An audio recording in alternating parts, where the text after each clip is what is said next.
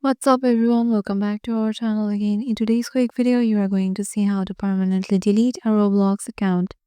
So to do that, follow the steps I'm going to show you. You can request that we delete personal information that Roblox has collected or maintained about you. This can only be done by deleting your account. To make a deletion request, please contact Roblox by using their support form and select the desired right to be forgotten option under the data privacy requests to protect your privacy.